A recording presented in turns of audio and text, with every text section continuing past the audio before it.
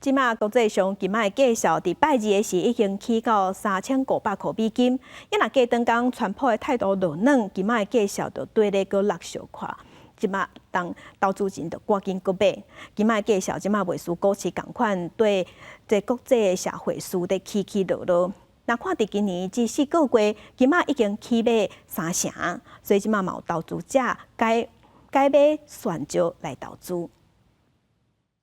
黄金的价销直直起，1个月前才超过1盎司3000块的美金。拜二个因为川普批评鲍尔，互市场充满惊吓的情绪，资金真紧流向黄金避险，互黄金的价销来到3500的美金，创下历史新高。不过川普的言论是变来变去，后来伊阁讲，甲中国 Q 的关税会大大减少，而且无按算甲鲍尔洗头路，所来黄金出现技术性的卖压，落破3300的美金。不过，伫经济发展持续无明朗的情形之下，价销若加，就成投资人阁买。即马金仔的价销阁徛起伫3300以上。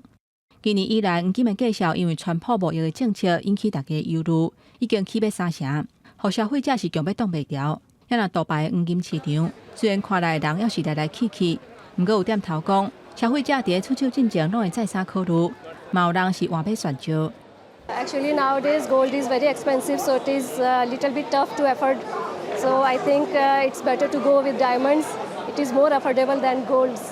If a person is in the market to buy 24 carats and the prices are not affordable for him or for her, he can definitely go for an option of 22 carat or 18 carat.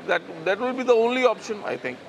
杜拜黄金市场上早是成为伊朗也有印度来的生理人。因为这两个的文化，拢有使用22K 金来做装塔或者是投资的传统。不过，世界黄金协会数据显示，去年黄金的价销大起27%，连像金仔的需求缩减差不多13%。黄金的价销若持续起，金仔的需求可能会面临进一步的压力。有业者认为讲，有选择甲招少黄金的珠宝，可能会较受欢迎。因若国际黄金的价销，有分析认为讲，因为起了袂少，短期内起落也是会较大。不过，高盛预估。年底伫极端的情形之下，黄金的价销会冲起至4500美金。公司新闻张惠斌编译。